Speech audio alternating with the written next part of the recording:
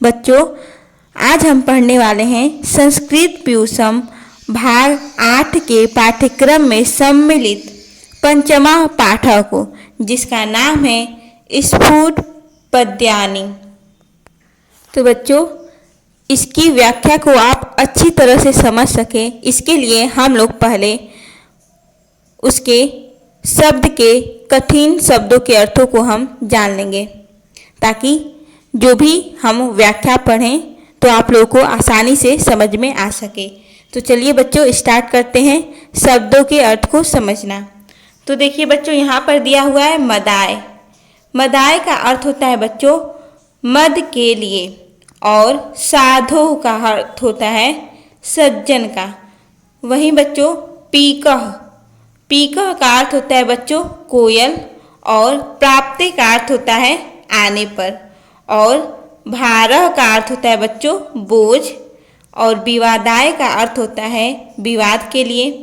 वहीं बच्चों परिपीडनाय का अर्थ होता है बच्चों दूसरों को सताने के लिए, और खलस्य का अर्थ होता है दुष्ट का, और विपरीताम, बच्चों विपरीताम का अर्थ होता है उल्टा, ठीक उसके विपरीत। और प्रसाद सदनम का अर्थ होता है बच्चों प्रसन्नता का आगार, या फिर प्रसन्नता का घर। और बच्चों सद्यम का अर्थ होता है दया से परिपूर्ण। सुधा मुझ का अर्थ होता है बच्चों अमृत बरसाने वाली।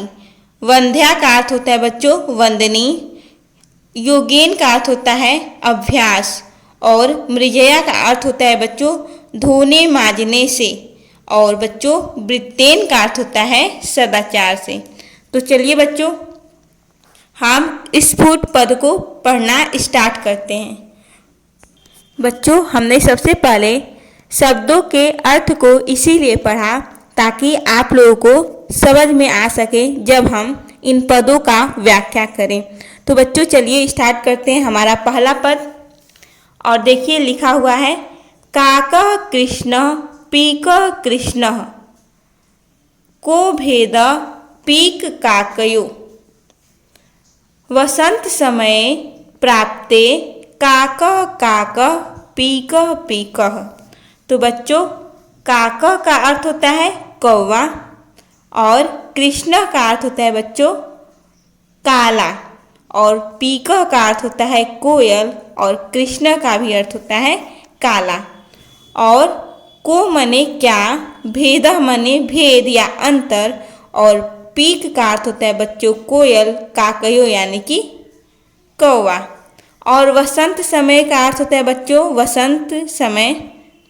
प्राप्ते अर्थात आने पर।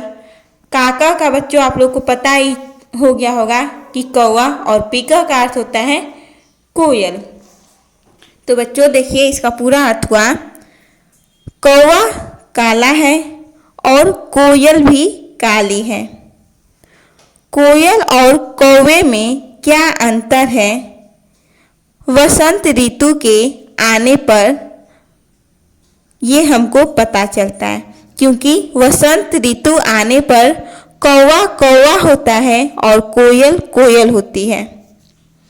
तो बच्चों इसका कुल मिला जुला कर यही अर्थ हुआ कि कौवा भी काला होता है और कोयल भी काली ही होती है, लेकिन इन दोनों में हम भेद नहीं कर पाते। लेकिन इन दोनों में अंतर तभी नजर आता है जब वसंत ऋतु का समय आता है, तब दोनों में अंतर स्पष्ट हो जाता है कि कौन कौवा है और कौन कोयल है। तो चलिए बच्चों दूसरे पद के अर्थ को देखते हैं, पढ़ना स्टार्ट करते हैं। विद्या विवादाय धनम मदाय शक्ति परेशान परिपीडनाय। खलस्य साधोर विपरीत मेतत् ज्ञानाय दानाय च रक्षणाय। तो बच्चों विद्या का अर्थ होता है विद्या, विवादाय का अर्थ होता है बच्चों विवाद या फिर झगड़ा, धनम का अर्थ होता है धन, और मदाय का अर्थ होता है बच्चों मद के लिए या फिर घमंड के लिए। वहीं शक्ति का अर्थ होता है बच्चों शक्ति, और परेशान का अर्थ होता है परेशान करने के लिए, और परिपीडनाय का अर्थ होता है बच्चों दूसरों को सताने के लिए। खलस्य का अर्थ होता है बच्चों दुष्ट का, और साधु विपरीत में तत् का अर्थ होता है इसके विपरीत साधु का। ज्ञानाय का अर्थ होता है बच्चों ज्ञान, दानाय का होता है दान, और च का अर्थ होता है और, रक्षणाय का अर्थ होता है रक्षा करने के लिए। तो बच्चों देखिए इसका पूरा अर्थ हुआ दुष्ट की विद्या विवाद के लिए होती है, दुष्ट का धन घमंड के लिए होता है, और दुष्ट की शक्ति दूसरों को परेशान करने के लिए या पीड़ित करने के लिए होती है। और बच्चों इसके विपरीत सज्जन की, या फिर जो साधु होते हैं, साधु को हम सज्जन भी कह सकते हैं, तो हम लोग कहेंगे बच्चों कि इसके विपरीत सज्जन की विद्या ज्ञान के लिए, उनका धन दान के लिए, और शक्ति दूसरों की रक्षा के लिए होती है। तो बच्चों आशा करती हूँ कि आप लोगों को बहुत ही अच्छे से इसका अर्थ समझ में आया होगा। तो बच्चों अगर समझ में आया होगा तो चलिए हम चलते हैं अगले पद की तरफ। और देखिए तीसरा वाला पद लिखा गया है बच्चों लोभात् क्रोध प्रभवति लोभात् काम प्रजायते लोभात् मोहश्च नाशश्च लोभ पापस्य कारणम। तो बच्चों लोभात् का अर्थ होता है लोभ से, क्रोध का अर्थ होता है बच्चों क्रोध, और प्रभवति का अर्थ होता है बच्चों प्रभावित होता है या उत्पन्न होता है, और लोभात् का अर्थ होता है बच्चों लोभ से, कामा का अर्थ होता है बच्चों काम, और प्रयाजते का अर्थ होता है बच्चों पैदा होती है या उत्पन्न होती है। वहीं बच्चों फिर से यहाँ पर आ गया लोभात् यानी कि लोभ से, मोहश्च मोह धन च यानी कि च का अर्थ हो गया और मोह का अर्थ हो गया मोह, और नाश का अर्थ हुआ बच्चों नाश, और च का अर्थ हुआ और। वहीं लोभ का अर्थ हुआ लोभ, और पापस्य का अर्थ हुआ बच्चों पाप का, और कारणम का अर्थ हुआ बच्चों कारण। तो बच्चों देखिए इसका पूरा अर्थ हुआ लोभ से क्रोध पैदा होता है या उत्पन्न होता है, और लोभ से काम भावना पैदा होती है चाहे उत्पन्न होती है, लोभ से मोह और नाश होता है। तो बच्चों लोभ पाप का कारण है, इसका पूरा अर्थ हुआ। देखिए लिखा हुआ है लोभ पापस्य कारणम, अर्थात लोभ पाप का कारण है। तो बच्चों मैं आशा करती हूँ कि ये भी अर्थ आप लोगों को अच्छे तरह से समझ आया होगा। तो बच्चों चलते हैं अगले पद की तरफ। और देखिए बच्चों लिखा गया है वदनम प्रसाद सदनम सहृदय एक बार फिर से देख लीजिए बच्चों वदनम प्रसाद सदनम सदयम हृदयम सुधामुचो वाचः कर्णम परोपकर्णम ऐसा केसाम न ते वंध्या। तो बच्चों देखिए इसके अर्थ को समझ लेते हैं पहले। सदनम का अर्थ हुआ बच्चों मुख, प्रसाद सदनम का अर्थ हुआ प्रसन्नता का घर, और सदयम का अर्थ हुआ बच्चों दया से परिपूर्ण, और हृदयम का अर्थ हुआ बच्चों हृदय, सुधामुचो अर्थात अमृत बरसाने वाली, और वाचा का अर्थ हुआ बच्चों वाचा का अर्थ हुआ वाणी। कर्णम का अर्थ हुआ बच्चों करने से, एसाम का अर्थ हुआ बच्चों वे, और केसाम का अर्थ हुआ किनके, और वंध्या का अर्थ हुआ बच्चों वंदनी, और न का अर्थ हुआ नहीं, और ते का अर्थ हुआ बच्चों वे। तो बच्चों देखिए इसका पूरा अर्थ हुआ जिनके मुख प्रसन्नता के घर हैं, अर्थात जिनके मुख पर सदैव प्रसन्नता रहती है और हृदय दयावान है, वाणी अमृतमय है, अर्थात अमृत के समान है, काम परोपकार करना है, वे किनके वंदनीय नहीं हैं, अर्थात वे सबके वंदनीय हैं। तो बच्चों, मैं आशा करती हूँ कि ये भी आप लोगों को अर्थ बहुत ही अच्छे से समझ में आया होगा। तो देखिए बच्चों, चलते हैं 5वें पद की तरफ और देखिए दिया गया है बच्चों, सत्येन रक्ष्यते धर्मो विद्या योगेन रक्ष्यते मृजया रक्ष्यते रूपम कूलम वृत्तेन रक्ष्यते। तो बच्चों, सत्येन का अर्थ हुआ बच्चों सत्य से, और रक्ष्यते का अर्थ हुआ रक्षित, और धर्मों का अर्थ हुआ बच्चों धर्म, और विद्या का अर्थ हुआ विद्या, योगेन का अर्थ हुआ बच्चों योग से, और रक्ष्यते का अर्थ हुआ रक्षित, और बच्चों मृजया का अर्थ हुआ धोने मांजने से, और वहीं बच्चों रक्ष्यते का अर्थ हुआ रक्षित या रक्षा होता है। रूपम का अर्थ हुआ बच्चों रूप, और कूलम का अर्थ हुआ कुल, और वृत्तेन का अर्थ हुआ बच्चों सदाचार से, और रक्ष्यते का अर्थ हुआ रक्षित होता है। तो बच्चों चलिए अब इसके अर्थ को देख लेते हैं अच्छे तरह से। तो बच्चों देखिए, इसका पूरा अर्थ हुआ सत्य से धर्म रक्षित होता है, अर्थात सत्य से धर्म का रक्षा होता है। वहीं बच्चों योग से विद्या का रक्षा होता है, और स्वच्छता से रूप का रक्षा होता है, और अच्छे चरित्र से कुल रक्षित होता है। मतलब वहाँ किसी का अच्छा चरित्र होगा तो बच्चों वहाँ पर कुल का भी रक्षा होगा। तो ये रहा बच्चों स्फुट पद्यानी का पूरा अर्थ। तो बच्चों मैं आशा करती हूँ कि आप लोगों को ये पूरा अर्थ बहुत ही अच्छे से समझ में आया होगा।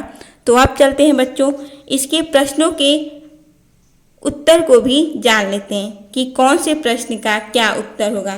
तो चलिए बच्चों देखिए, प्रश्न संख्या 2 है बच्चों, एक पदेन उत्तरत, अर्थात केवल एक पद में ही हमको उत्तर देना है। तो देखिए बच्चों पहला प्रश्न है क नंबर का, काकस्य कीदृशः वर्णः भवति। तो इसका उत्तर हुआ बच्चों कृष्णः, अर्थात काला। इसका अर्थ हो रहा है बच्चों कि कौवे का रंग कैसा होता है, तो काला। तो देखिए बच्चों प्रश्न संख्या ख, साधो विद्या किमर्थम भवति। साधु का विद्या या सज्जनों का विद्या किस लिए होता है, तो ज्ञानाय, अर्थात ज्ञान के लिए। वहीं बच्चों देखिए प्रश्न संख्या ग है, लोभ कस्य कारणम। लोभ किसका कारण है, तो बच्चों उत्तर हुआ पापस्य, अर्थात पाप का। लोभ पाप का कारण है। तो चलिए बच्चों अगले प्रश्न की तरफ चलते हैं और प्रश्न संख्या 3 है बच्चों, पूर्ण वाक्येन उत्तरत। और देखिए बच्चों क नंबर का प्रश्न है, कस्मिन् समये काक पीकयोः भेद स्पष्ट भवति। तो बच्चों अभी हम लोगों ने बताया वसंत समय काक पीकयोः भेद स्पष्ट भवति। वसंत समय में जब वसंत ऋतु आता है तो काक अर्थात कौवा और कोयल में भेद स्पष्ट होता है। और ख नंबर का प्रश्न देखिए बच्चों, कूलम केन रक्ष्यते। तो इसका उत्तर हुआ बच्चों कूलम वृत्तेन रक्ष्यते। और जो ग नंबर का प्रश्न है बच्चों वो देखिए लिखा हुआ है, लोभात किम प्रभवति। तो उत्तर हुआ बच्चों लोभात क्रोध प्रभवति। तो चलिए बच्चों अगले प्रश्न की तरफ चलते हैं और अगला प्रश्न है बच्चों हमारा कुछ इस प्रकार से, श्लोकांशान योजयत। यहाँ पर श्लोक को पूरा करना है। तो देखिए बच्चों, खलस्य साधोर विपरीतमेतेत ज्ञानाय दानाय च रक्षणाय। फिर दूसरी लाइन है बच्चों, देखिए लोभात मोहश्च नाशश्च। तो इसका अगला लाइन हुआ बच्चों लोभ पापस्य कारणम। फिर उसके बाद देखिए वदनम प्रसाद सदनम। तो इसके आगे वाली लाइन है बच्चों सदयम हृदयम सुधा मुचो वाच। फिर देखिए अगला दिया हुआ है मृजया रक्षते रूपम। तो इसका अगला लाइन होगा बच्चों कूलम वृत्तेन रक्षते। तो ये हमारा हो गया श्लोक, जो कि हमने इसको पूरे अच्छी तरह से लिख लिया। तो चलते हैं अगले प्रश्न की तरफ। और अगला प्रश्न है बच्चों उपयुक्त कथानाम समक्षम आम इति अनुपयुक्त कथानाम समक्षम न इति लिखत। जो उपयुक्त कथन है बच्चों वहाँ पर आम अर्थात हाँ लिखना है, और जो अनुपयुक्त कथन है अर्थात गलत कथन है वहाँ पर न अर्थात नहीं लिखना है। तो देखिए बच्चों क नंबर का है विद्या योगेन रक्ष्यते। विद्या से योग की रक्षा होती है। तो बच्चों ये आम है अर्थात कि यह जो है यह सही है बिल्कुल। तो देखिए बच्चों ख नंबर का है साधु विद्या विवादाय भवति।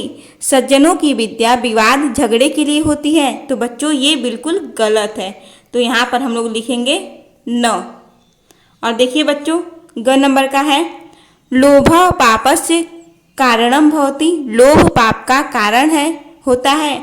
तो बच्चों ये बिल्कुल सही है, यानी कि यहाँ पर लिखेंगे आम। तो बच्चों एक गलत है और दो इसमें सही है। तो चलते हैं बच्चों अगले प्रश्न की तरफ। और देखिए अगला प्रश्न है संस्कृत भाषायाम अनुवादम कुरुत। संस्कृत भाषा में अनुवाद करना है। तो बच्चों क नंबर का देखिए लिखा गया है लोभ मोह और नाश का कारण है। तो बच्चों इसका संस्कृत में अनुवाद होगा लोभ मोहश्च नाशश्च च कारणम अस्ति। और देखिए बच्चों ख नंबर का है प्रश्न कुल की रक्षा सदाचार से होती है। तो बच्चों इसका अनुवाद हुआ कूलम वृत्तेन रक्ष्यते। और वहीं बच्चों ग नंबर का है साधु की शक्ति दूसरों की रक्षा के लिए होती है। तो संस्कृत में इसका अनुवाद होगा बच्चों साधो शक्ति परेशान रक्षणाय भवति। और वहीं बच्चों ग का देखिए लिखा हुआ है महापुरुषों का हृदय कोमल होता है। तो बच्चों इसका अनुवाद हुआ महापुरुषाणाम हृदया कोमला भवन्ति। तो चलिए बच्चों अगले प्रश्न की तरफ हम चलते हैं। और हमारा आज का 7वें नंबर का प्रश्न है बच्चों निम्नलिखित पदानाम संस्कृतस्य लघु वाक्येषु प्रयोगम कुरुत। जैसे कि यहाँ पर एक शब्द दिया हुआ है धन सत्यम लोभ हृदयम। तो बच्चों इनका प्रयोग करके हमको वाक्य का प्रयोग करना है।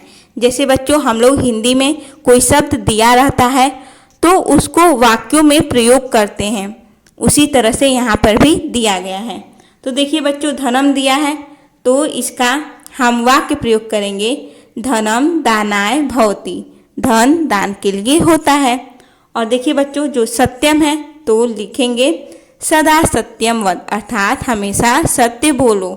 और लोभ का प्रयोग करके हम वाक्य प्रयोग करेंगे बच्चों लोभ पापस्य कारणम भवति।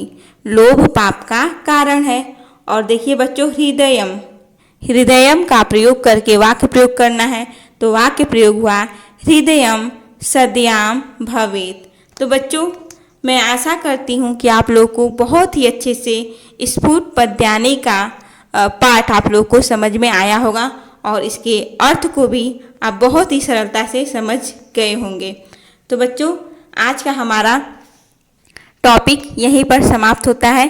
तो बच्चों मिलेंगे हम अगले वीडियो में। बच्चों अगर वीडियो अच्छी लगी हो तो प्लीज़ वीडियो को लाइक ज़रूर कीजिएगा और ऐसे ही वीडियो देखने के लिए हमारे चैनल को सब्सक्राइब ज़रूर कीजिए। तो बच्चों मिलते हैं अपने अगले टॉपिक पर और अगले वीडियो में। तब तक के लिए धन्यवाद।